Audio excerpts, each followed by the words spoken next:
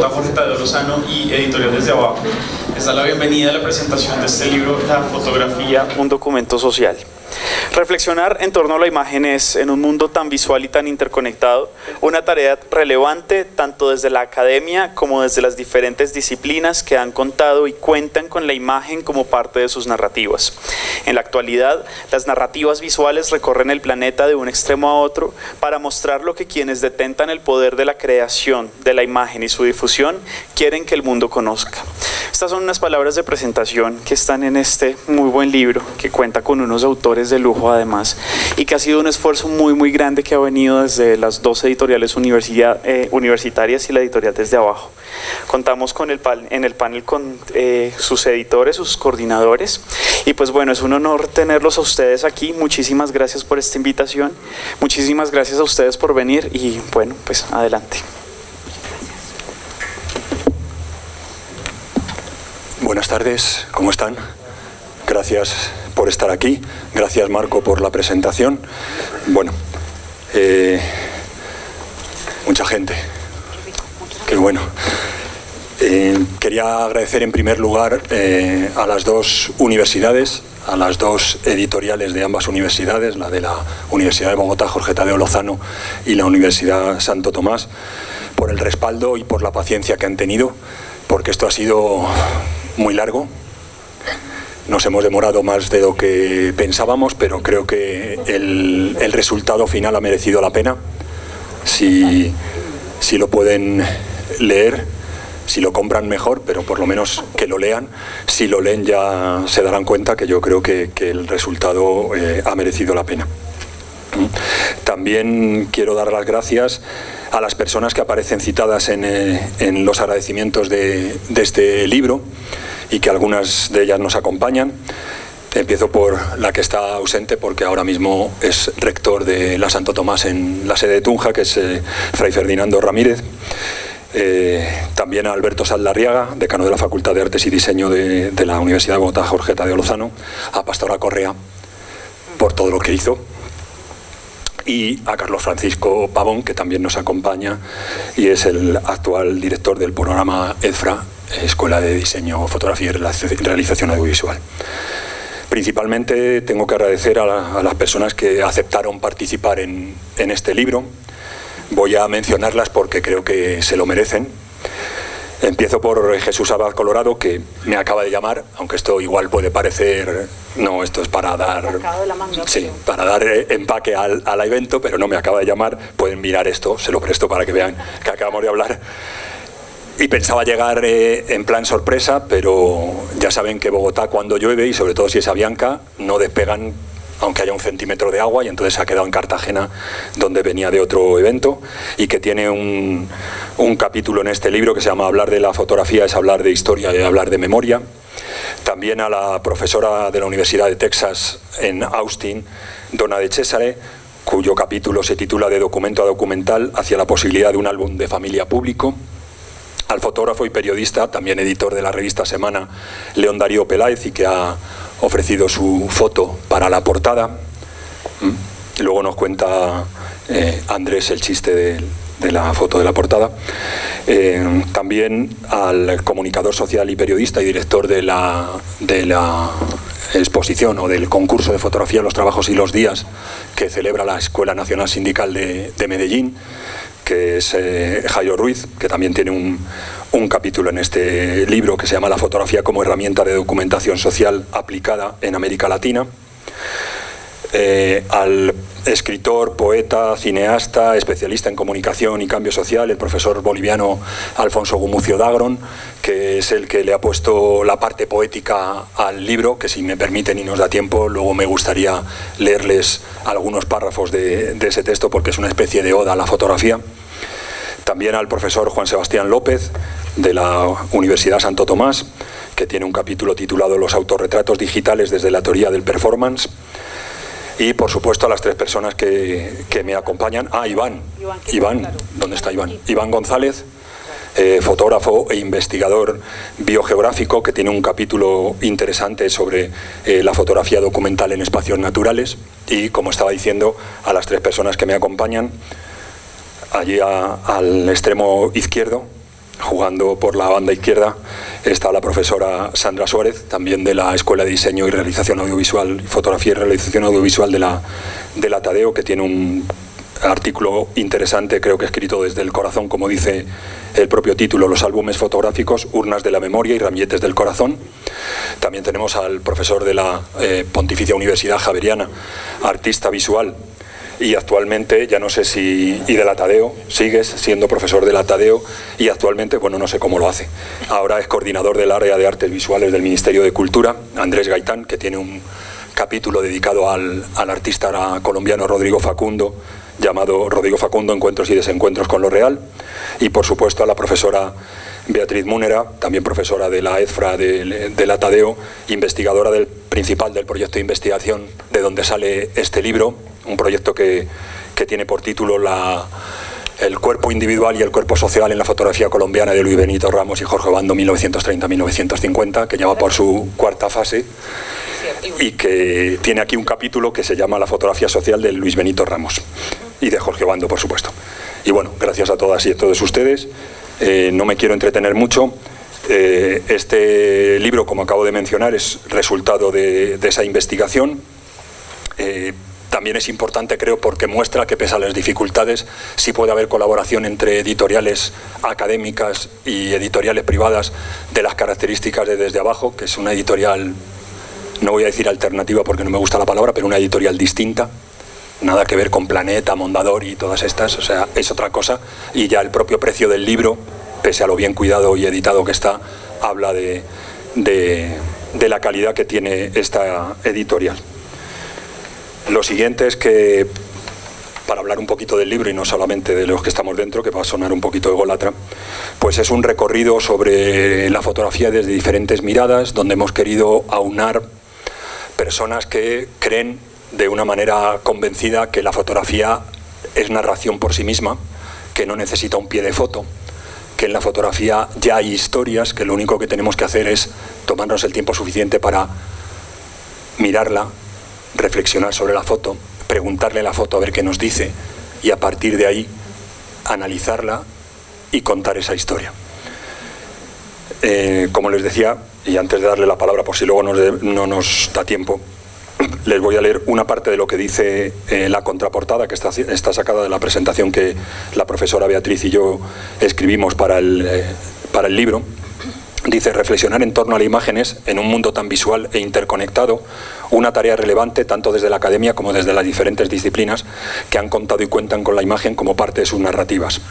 En la actualidad, las narrativas visuales recorren el planeta de un momento a otro para mostrar lo que tal vez el poder quiere mostrar, o tal vez ese yoísmo, ¿no?, que ahora mismo que nos estaban entrevistando ahí fuera, antes íbamos a un lugar, lo visitábamos y hacíamos fotos del lugar, ahora vamos al lugar y nos hacemos una foto en el lugar, ¿no? Pues ese tipo de cosas. Entonces aquí intentamos abordar la fotografía dándole otro papel, o por lo menos dándole relevancia a ese papel que consideramos que tiene como documento.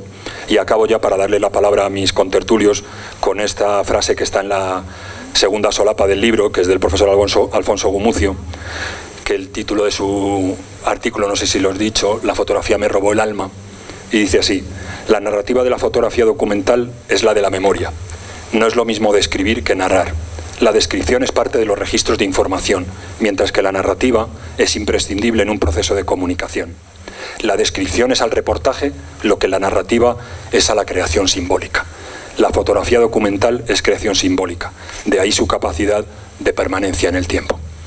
Bueno, y ya les voy a dar la palabra. Me gustaría que cada una y cada uno de ustedes contestaran un poco sobre de qué va el artículo que la gente se puede encontrar si lee este libro. Si quiere, profesora Sandra Suárez, empieza usted. Así ya hace más ropa. Bueno, ya tenemos la. Buenas noches. Primero agradecerles en línea con lo que dice Ignacio, a Beatriz, a Ignacio por la invitación. En efecto, como lo van a encontrar ahí, este libro creo que recoge una serie de textos muy interesantes alrededor de la fotografía, que en su momento varios de nosotros veníamos tejiendo, conversando alrededor de unas reflexiones. Esto se dio en el marco del encuentro de fotografía, del primer encuentro de fotografía documental. y creo que allí fue un espacio muy interesante en el que nos encontramos y gran parte de esos textos se recogen acá.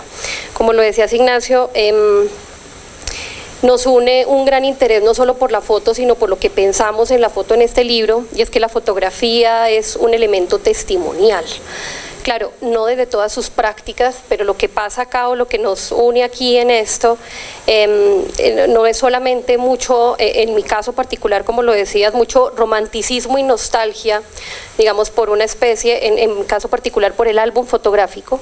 Empiezo a hacer una revisión del álbum fotográfico desde el origen mismo, encontrando que precisamente esta especie de elementos, origen es noble, santo y majestuoso, sino el álbum fotográfico tiene un origen en una pieza que no era un elemento contenedor de fotografías, por supuesto, desde el año 1000, y lo que yo hago es como un pretexto para hacer un encuentro con mujeres. Hago un trabajo de investigación, creación con mujeres de mi familia, y empiezo a buscar o a explorar precisamente por esta pieza, por el álbum fotográfico, por el álbum que hay y por el álbum que no hay, por las fotos que están presentes allí y que son contenedoras de memorias, pero que también son contenedoras de olvidos.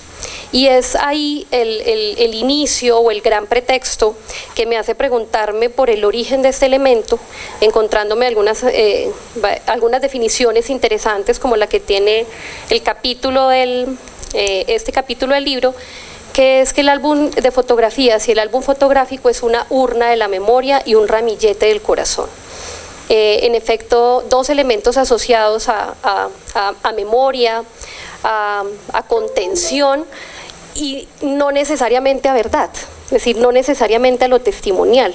Lo que pasa en el recorrido de la búsqueda de las fotos de estas mujeres y sus relatos, lo que es muy interesante es la narrativa que se crea allí. Y una de las cosas que concluyo es que todo este relato que activa la memoria no es de carácter verídico. Muchos de estos relatos son ficcionales. Es decir, entre los huecos de la memoria, los vacíos de la memoria, hay traiciones. Y es un elemento perfecto, que es el que recaba y es el que me lleva a entender, como muchos de los teóricos o de las teorías que hay sobre los álbumes fotográficos, que los álbumes son testimoniales, que los álbumes recogen los momentos histórico-temporales de un contexto de una sociedad. No, es lo que un grupo de personas decide mostrar. En el caso particular de estas mujeres no muestran su cotidianidad, lo que ellas hacen es la construcción de otro metarrelato. Entonces se vuelve un pretexto muy lindo. Este texto, digamos, sí es uno de los capítulos que produzco en la tesis de maestría.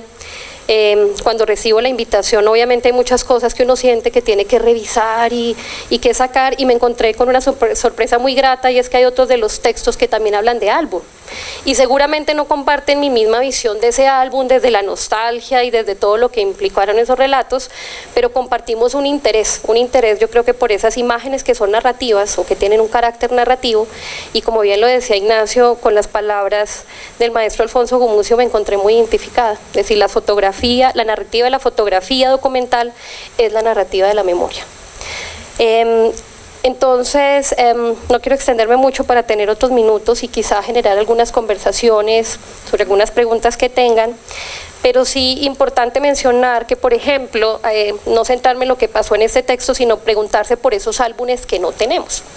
Hace un par de meses tuvimos la oportunidad con Beatriz de estar en un taller en el Museo de Bogotá a propósito de la exposición del álbum fotográfico, y escuchando a una investigadora de la imagen, a Zenaida Osorio, en un taller muy interesante también sobre el álbum, hacía preguntas como, bueno, ¿y qué pasa con esas fotografías? ¿Quién va a hacer investigación sobre esos álbumes que están olvidados, que se siguen perdiendo, que no se han archivado, que de repente siguen siendo contenedores de memoria? Y que se deben investigar, y que se deben investigar con una mirada quizá no tan romántica y nostálgica como la que yo hago de un relato familiar y de unas historias familiares, pero sí que nos interesan. Hay una serie de archivos que tienen que ver con álbumes fotográficos que se están negociando con entidades en nuestro país y que vale la pena centrar la atención y preguntarnos qué va a pasar por eso. Y también a los que nos interesa la investigación, pues precisamente invitarlos a abordar ese tipo de elementos. Son fuentes de investigación que creo que van a dar pie para más relatos. Gracias. Gracias, profesora Sandra Suárez. Andrés, adelante. Sí, bueno, entonces, Beatriz, por favor. Bueno, agradezco a todos que estén aquí. Creo que esto es un momento muy bonito para nosotros de por fin, ¿cierto?, haciendo como uso de una paciencia infinita. Quiero pues no repetir los agradecimientos porque creo que ya todos lo saben. Bueno, rescatando un montón de las cosas que está diciendo la profesora Sandra, ese capítulo que está casi al final del texto y que es un poco como resultado de la investigación, en parte habla del archivo, de la memoria, del álbum. Rescatamos a partir de una exposición que vi en la Luis Ángel Arango hace mucho rato, que era el gabinete fotográfico de Jorge Obando. Yo creo que ese caso en particular es como lo que nos pasa a nosotros en Colombia frente a la memoria, frente a la historia y frente a la fotografía y su conservación. Yo vi sus fotos maravillosas, digamos, hechas con una cámara Circuit que permitía unas panorámicas hermosas y gigantes, que permitía negativos de 1,40 por 45 de ancho, o sea, una cosa que uno dice, ¿cómo así? Entonces las panorámicas, bueno, no me voy a entretener en la parte tecnológica, técnica del artefacto, que también es fascinante, sino lo que Jorge Obando pudo lograr en los años 40 del siglo pasado por todo el país. Para mí fue conmovedor ver esa exposición en la Casa de la Moneda, con sus paredes llenas de fotografías de Obando, y empecé a decir, yo quiero conocer este fotógrafo porque no lo conocía de nada. Eso había sido un esfuerzo de AFIT, de la Universidad de Medellín, y habían editado un libro, que yo dije, yo quiero saber cómo compro el libro. Bueno, con el tiempo me enteré que había habido ¿cómo se puede decir?, un problema entre la familia, que son los herederos de la obra de Obando, concretamente el señor Oscar Jaime Obando, y AFIT, ¿cierto?, que usó esas imágenes para hacer la publicación, después de haber hecho la gran exposición, de tener un libro absolutamente bien hecho, precioso, editado por AFIT, que tiene además una colección de libros artísticos preciosos.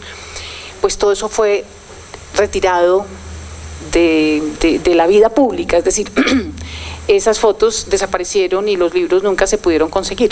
Entonces yo, con mucho amor por esa obra, y también por la obra de Luis Benito Ramos, que es, digamos, el polo opuesto en el retrato, que no les voy a contar aquí de qué va, pero bueno, son el cuerpo individual, como dice el profe Iñaki, y el cuerpo social, tanto en el uno como en el otro. Dije, pues bueno, yo creo que podríamos hacer una investigación sobre esto, y dije, bueno, pues la obra de Luis Benito no será difícil de rescatar. Bueno, a día de hoy me encuentro con que la obra de Obando está totalmente atada por su familia, que nos va mostrando imágenes por goteo, y la obra de Luis Benito está en la Luis Ángel Arango. Son solamente 350 imágenes que son postales preciosas, pero que tampoco podemos hacer uso ni podemos investigar, ni de pronto ponerlas en un libro porque hay herederos. En fin, estamos atados a un montón de temas que la maestra Sandra sí es una experta en ello, que es la conservación, pero también la gestión y el uso de las imágenes, ¿no? Entonces es una paradoja, pero creo que en eso estamos. Sin embargo, seguimos trabajando en ello. Son obras que nos están permitiendo pensar transversalmente la dimensión y el alcance, digamos, de la imagen frente a lo social, lo político, la vida cotidiana. Es decir, estamos intentando hacer una especie de sociología visual, no haciendo una interpretación, porque yo no soy ni curadora de arte ni historiadora, con lo cual ese no es como el tema, pero sí intentar sacar como esas imágenes del cuarto oscurísimo en el que se encuentran y como ponerlas a circular para que podamos entendernos un poco lo que hay ahí. En la obra de Obando hay multitudes, él fue reconocido como el fotógrafo de las multitudes, y hay multitudes por todas las razones. O sea, es el momento del país donde es, como dicen grandes investigadores, donde lo individual pasaba a ser movimiento social. A partir de esa transición, que es como esa década del 30-40, con muchísimos temas, y llegando a los 50, obviamente, con el Bogotazo y demás, hemos recogido pues un corpus de imágenes que nos están poniendo a pensar, a reflexionar sobre eso que somos, y yo creo que recordamos y que no. Me acuerdo de una frase de Zenaida que decía: qué cosas no registramos, qué no aparece, ¿cierto?, para hacer la discusión. Así que desde el álbum de familia hasta eso que es el archivo, que se supone que está ahí, es intangible, se nos desliza por entre los dedos, se pierde. Bueno, a grosso modo es una reflexión sobre la dimensión de la obra de los dos, y bueno, seguimos en ello, y y con mucha reflexión posible pues como para el futuro. Muchas gracias, profesora Beatriz Munera. Andrés, ahora sí. Bueno, muchas gracias por esta invitación, Beatriz, Iñaki. Este es un libro que sí, por fin salió a la luz, pero valió la pena la espera, porque está precioso, y muchas gracias pues por haberme permitido participar de él, hacer parte de esta bella reflexión en torno a la fotografía, un documento social.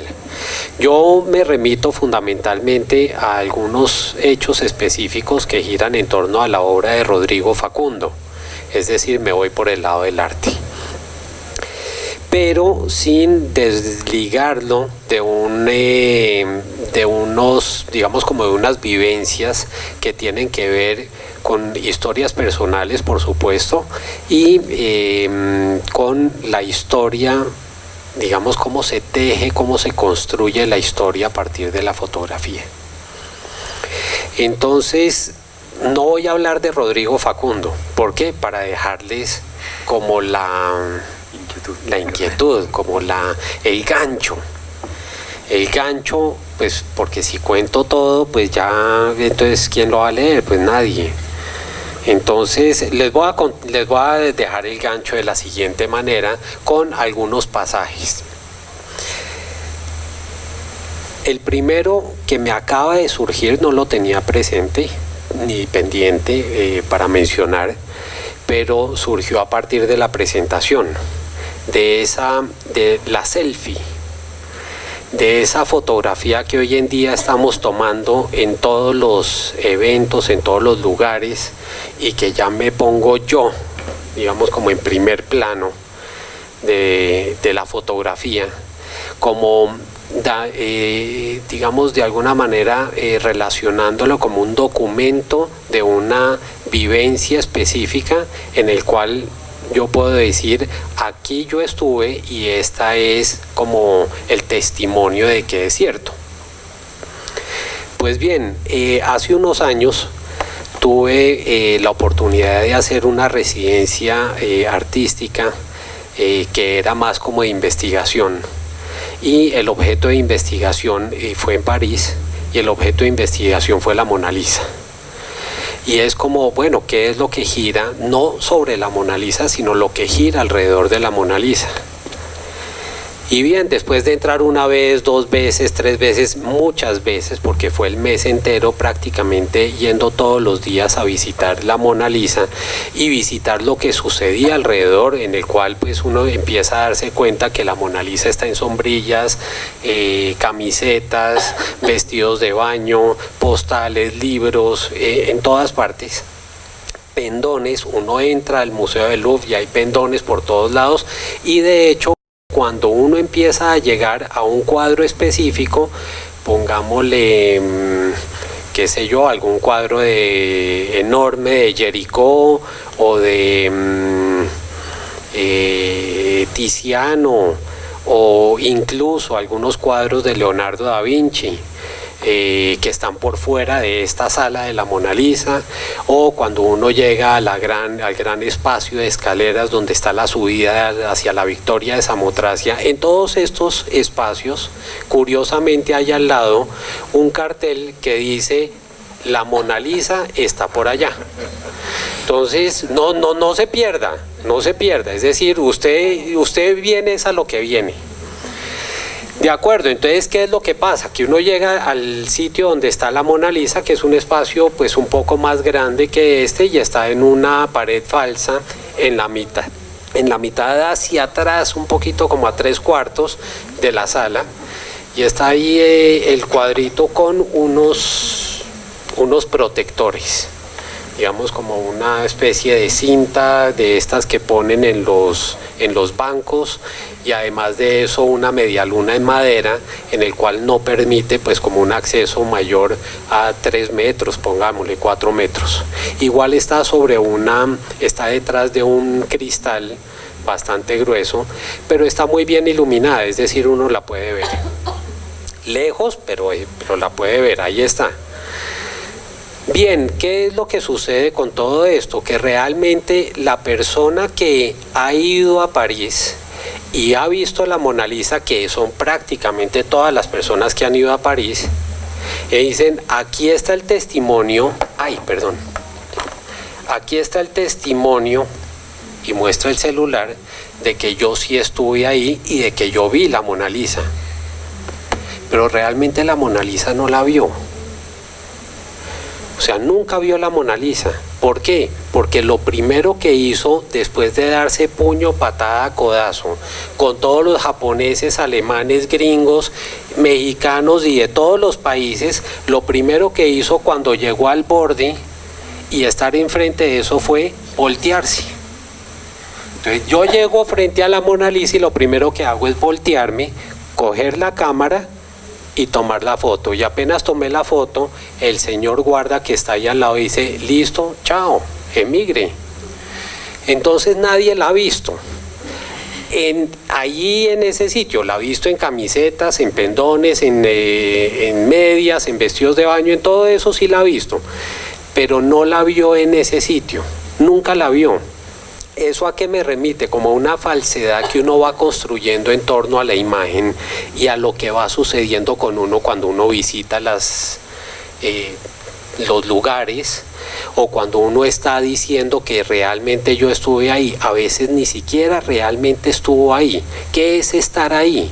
¿Qué es participar del hecho histórico de estar frente a algo? Voltearse. O sea, como darle la espalda a ese hecho. Entonces esa es como mi primera, digamos, como reflexión que yo quisiera dejar ahí. Otra historia, fotografía y verdad.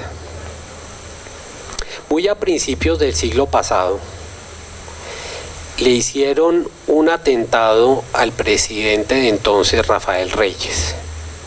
Un atentado que quedó consignado en una serie de fotografías. Y uno dice, ¿y cómo fue que lo fotografiaron? Porque pues realmente pues la fotografía en ese momento es una fotografía de cámara oscura, esa estenopeica, ¿no? Como de quitar el velito, ponerlo, tapar, después hacer la reproducción. Entonces, ¿cómo es que se hace eso realmente? Y la historia realmente fue que sí, le hicieron un atentado.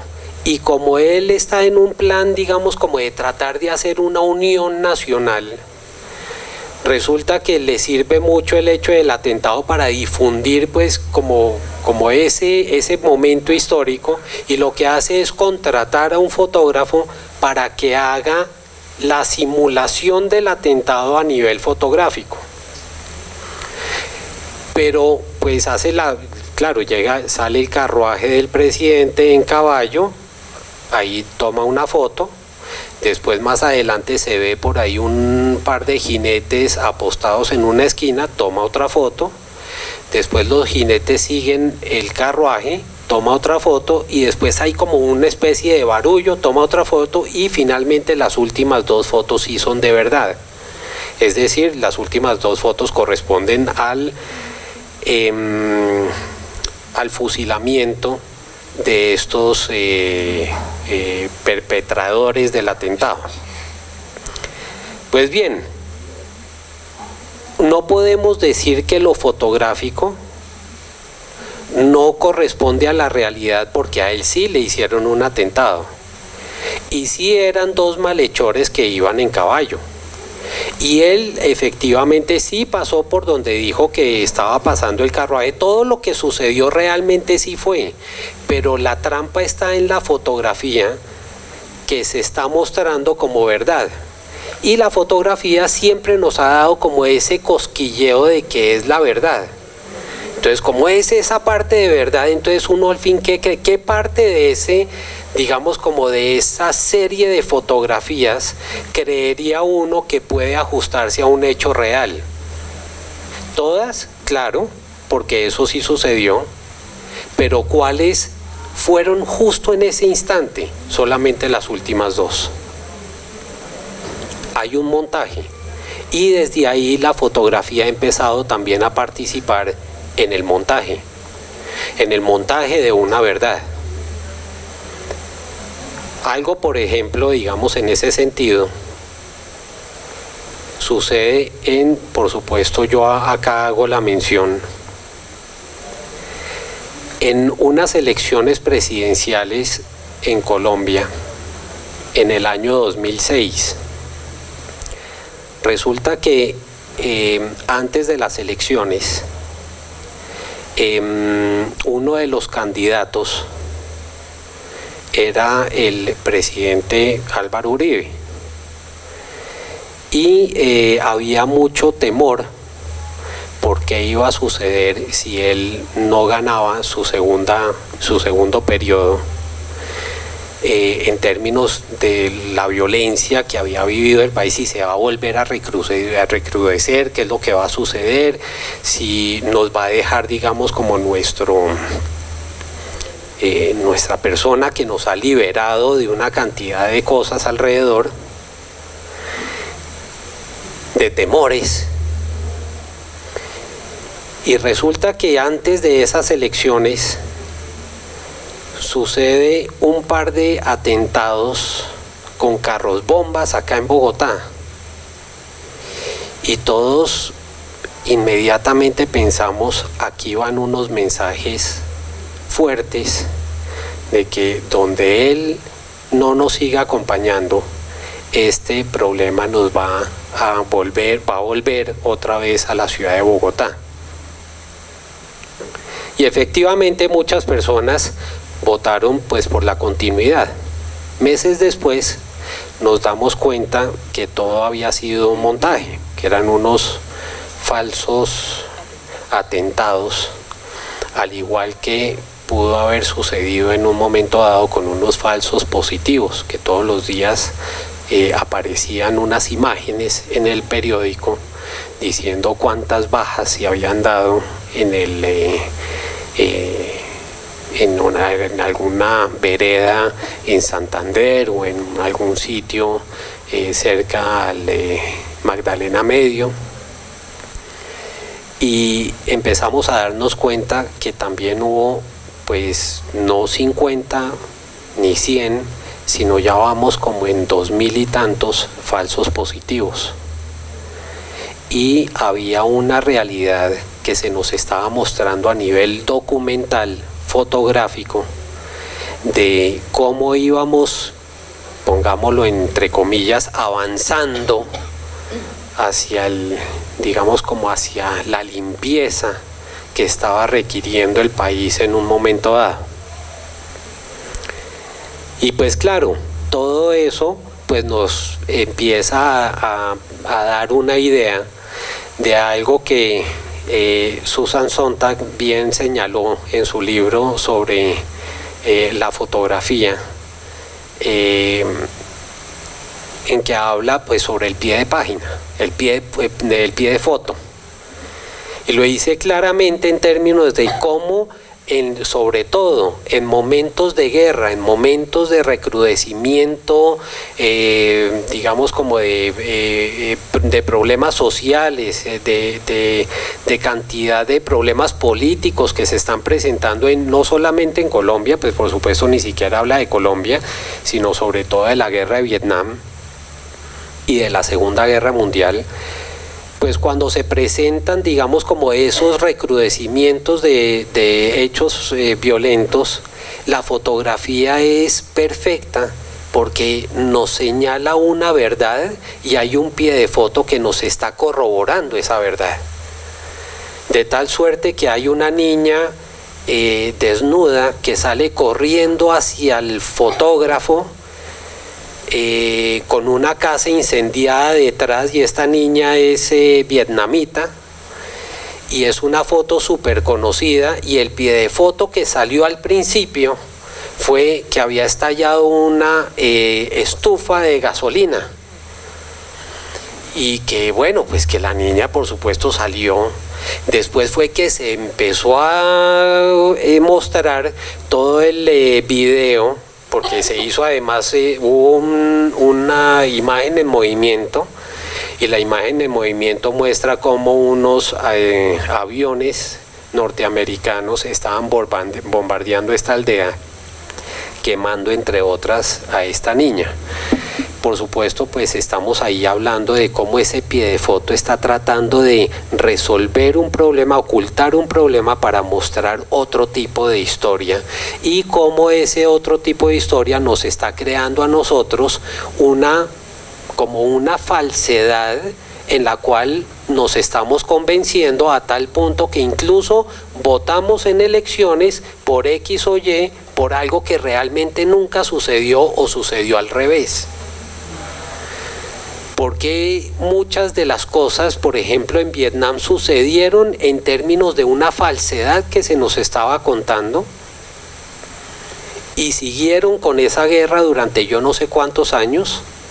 ¿Y por qué nosotros seguimos también en una cantidad de guerras pensando en un pocotón de falsedades que están acompañando esos registros fotográficos? Ese es más o menos el entorno que envuelve la reflexión que hago sobre la obra de Rodrigo Facundo. Gracias, Andrés. Gracias. Menos mal que prometió que no iba a desmenuzar el artículo. No hablé del artículo. Está, todo eso está. Todo está. Hablé de otro, así. Joan Fontcuberta siempre dice que la fotografía no miente, pero el fotógrafo sí. Exacto. No, entonces ahí está. Hay que leer la imagen sin mirar el pie de foto, porque la intencionalidad de quien se pone detrás de la cámara también cuenta. Pues muchísimas gracias a los tres, a las dos y a Andrés. No sé si entre el público hay alguna inquietud, quieren hacer algún comentario. Hay otro autor ahí sentado, no sé si querrá hablarnos de su participación. Sí, sería muy bueno. Iván, ¿quieres Claro que sí, contarnos, por favor, un poquito la experiencia de tu artículo?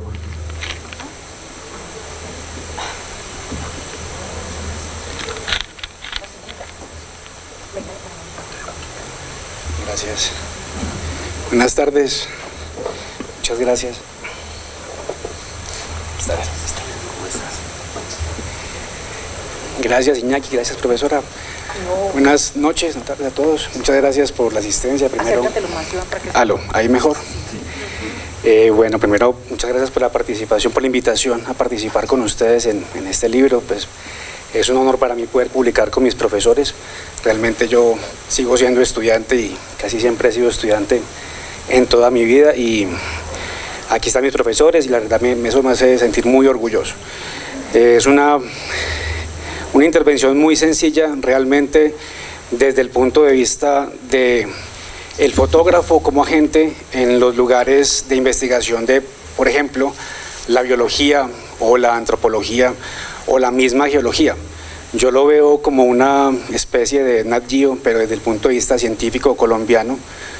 Tuvimos algunas experiencias en la Universidad Nacional en donde, aparte de hacer el registro documental de la biota, de los diferentes tipos de rocas de las cavernas, tanto en lugares de mucho calor pues como también en lugares, cavernas de hielo como fue en el Cocuy, aparte de todo este registro documental que se hace con estos científicos, desde el punto de vista de la fotografía, se abrieron unos campos no solo para el fotógrafo, sino también para el diseñador gráfico, el museógrafo, el diseñador industrial, a partir de los diferentes, llamémoslo, productos intelectuales que se pueden sacar de lo que es una investigación académica.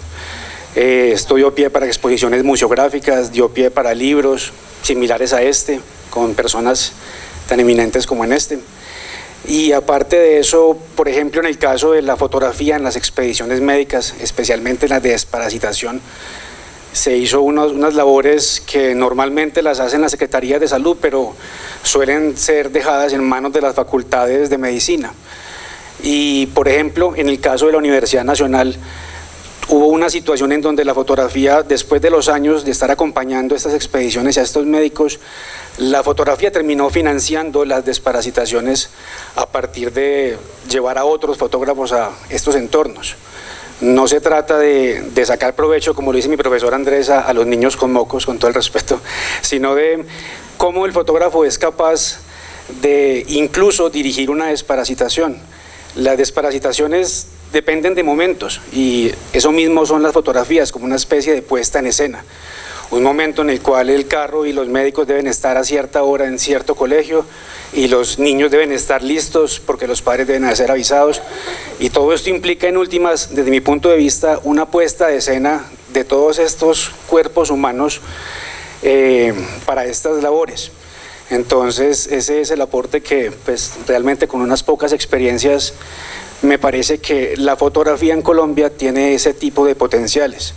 Tal vez en otros lugares los documentales y cosas como la BBC o la misma Discovery se prestan para este tipo de shows, pero en Colombia la realidad es que el fotógrafo es capaz de liderar este tipo de situaciones y dar un apoyo contundente, no solo mostrando una imagen, sino creando estos momentos. Eso es lo que considero, y sobre todo eso es lo que aprendí en la universidad.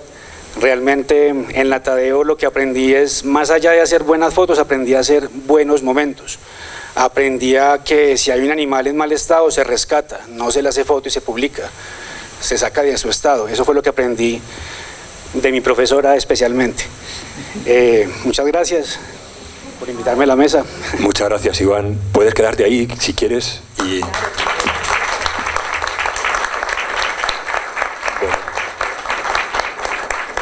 Bueno, creo que con las 4 personas que están ahora acompañándome en la mesa queda claro que el libro es para nada ortodoxo, tiene de todo, es amable de leer, es chiquito, no pesa, no se puede llevar a cualquier lado. Como dice el profe Omar Rincón, le gusta esta editorial porque el papel permite garrabatear al lado, entonces también se puede subrayar o hacer... Claro, por supuesto.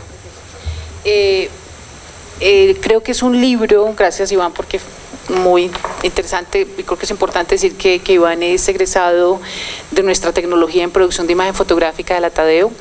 Tenemos aquí varios valiosos estudiantes, excelentes fotógrafos y fotógrafas, y bueno, pues tenemos hay como la gran inquietud de la formación en esta área. Pensamos que, como ya lo hemos dicho de alguna manera, estamos lidiando con verdad, con realidad, con memoria, con recuerdo, y creo que la exigencia a los fotógrafos hoy es enorme con relación a lo que se cuenta, a lo que se dice. Creo que lo hemos hablado en distintos espacios y nos damos cuenta que hay que conocer los contextos y las realidades para poder narrar y para poder fotografiar. Iván, creo que tengo que decir que ha sido nuestro guía de campo en la asignatura de fotografía documental por muchos años. Ha sido un gustazo esa experiencia de vida que él dice cuando la fotografía nos permite momentos desde el afecto, el encuentro con la comunidad, de aprender de los otros, en fin, creo que en eso ha sido Iván muy generoso y ha sido muy importante. Y decir solo que el libro no es un libro de fotos, es un libro que intenta pensar la imagen. Creo que todos estamos viviendo una paradoja, ¿sí? Como de tan fácil hacer fotos, pero no es tan fácil hacer fotos.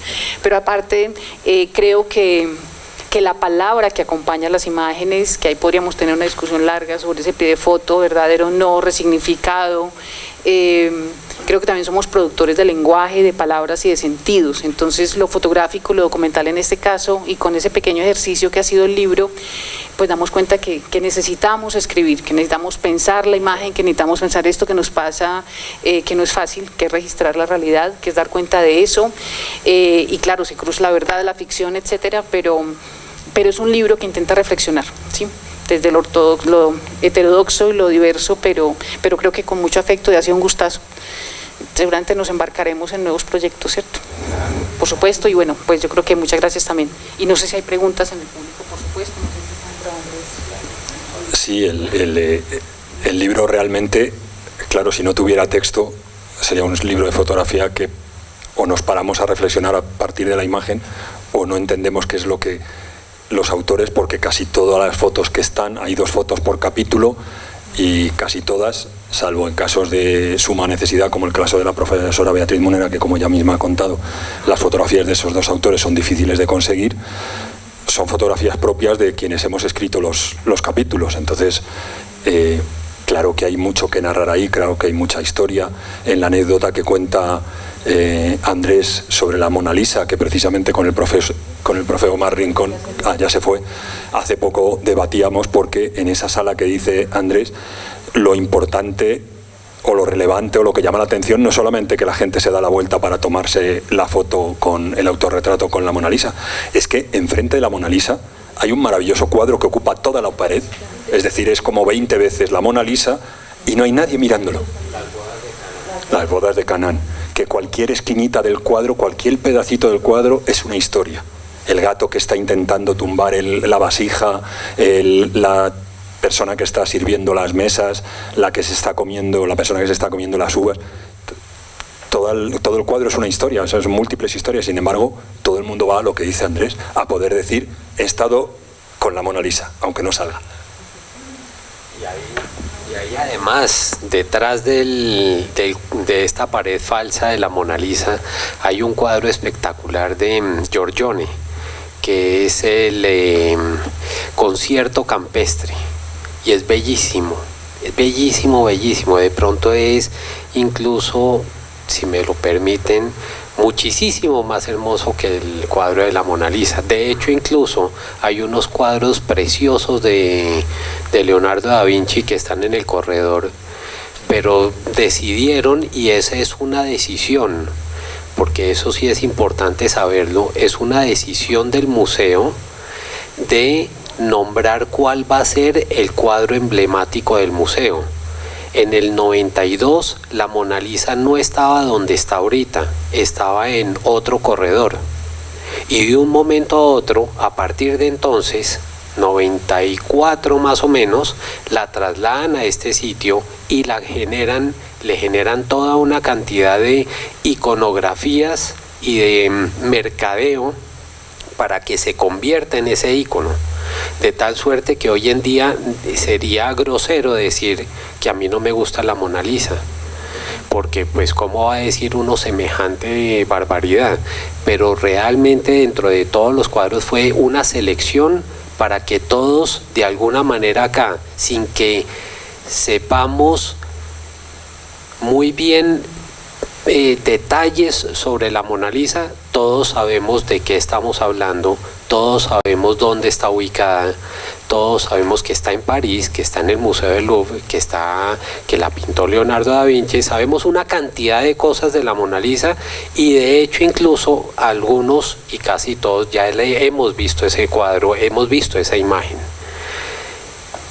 Es mercadeo, puro mercadeo, de cómo nos están vendiendo una imagen icónica, y todos los museos están haciendo lo mismo con todas sus imágenes icónicas.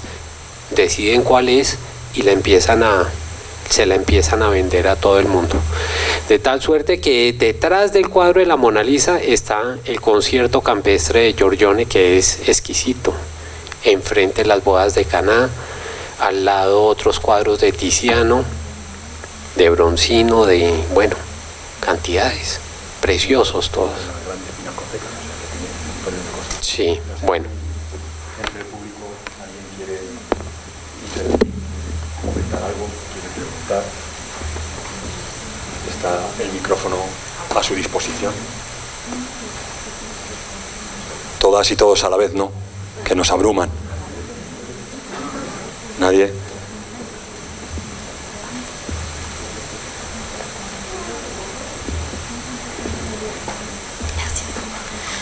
Bueno, buenas noches. Mi pregunta es especialmente para Iván. Quiero saber si lo que escribiste en el libro es solo en cuanto a la reflexión, o si nos cuentas un poco acerca de cómo fue este proceso de la fotografía más allá del registro, sino como motor para que se generen otras cosas.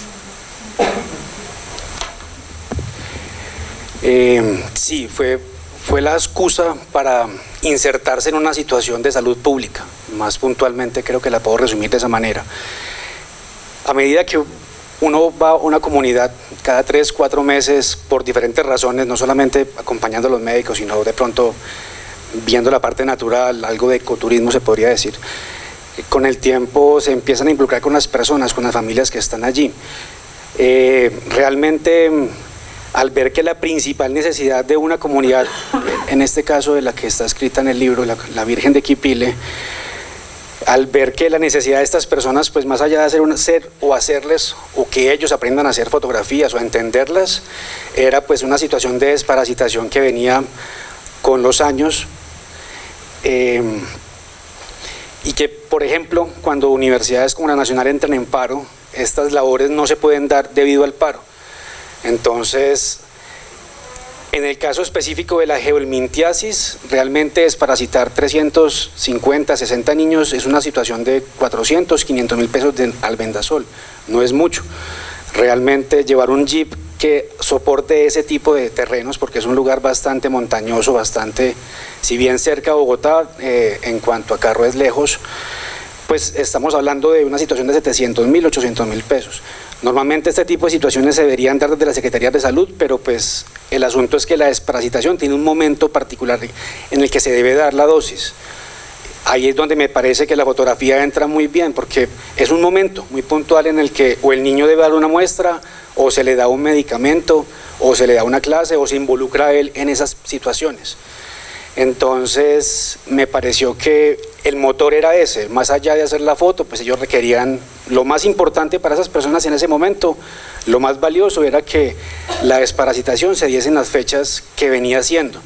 Para que un pueblo pueda dejar de tener este tipo de enfermedades, pues no soy médico, hablo pues por mis profesores y por mi esposa y por todo lo que he aprendido en 9 años de estar yendo a este lugar, pues debe ser en un momento dado la desparasitación. Entonces, para no perderse los años que toma desparasitar a todo un pueblo y que no vuelvan a enfermarse, pues la fotografía me pareció que era la manera oportuna de realizar estas acciones de salud pública. No es creerse uno médico, tampoco es enaltecer al fotógrafo como tal, es simplemente crear el momento que se requiere.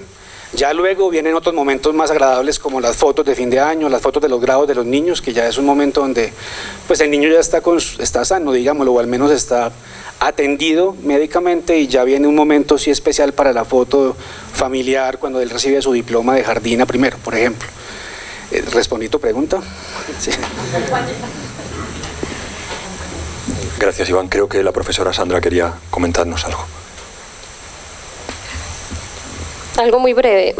A propósito de Sontag, que digamos que hay varios teóricos que han hablado un poco sobre el álbum familiar, que a veces uno lo siente, digamos, en estas últimas generaciones como un objeto agotado o ya casi inexistente. Y claro que se han hecho muchas investigaciones sobre álbumes, hay que seguirlos mirando. A propósito de la fotografía, y como lo decía Ignacio, la fotografía tiene otro tipo de poder.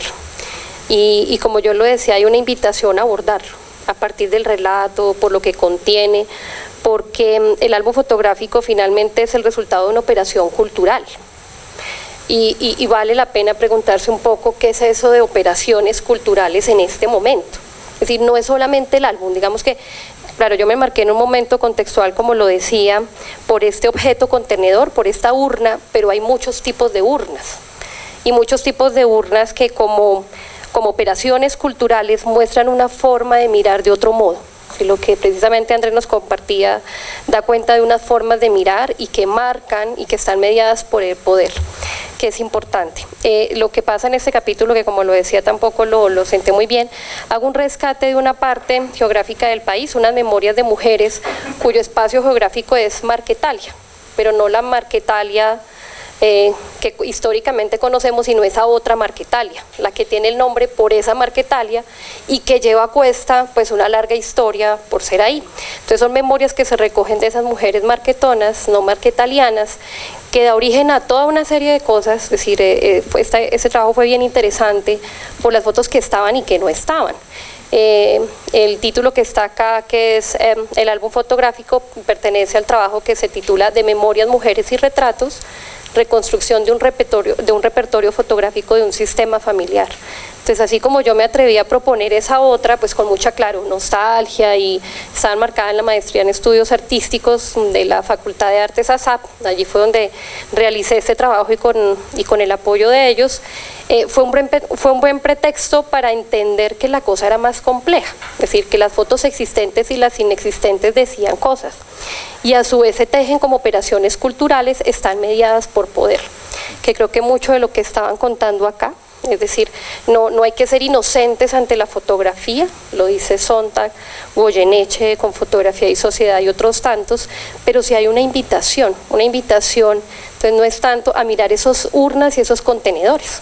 Y nosotros mismos, digamos que tanto la reportería gráfica como la fotografía documental, estamos siendo contenedores y voceros de ese contenido.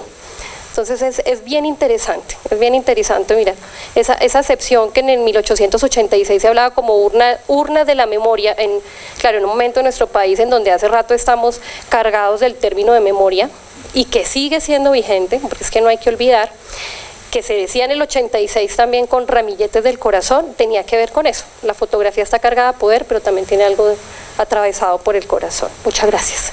Gracias, profesora Sandra Suárez. Creo que nos están pidiendo que tenemos que terminar y como somos juiciosas y juiciosos, pues vamos a obedecer. Les invitamos a leer el libro. Ya les he dicho al principio que si además lo compran, pues muchísimas gracias. Gracias por haber venido. Nos podemos conversar en pequeños corrillos ahí fuera y esperamos seguir viéndoles. Gracias.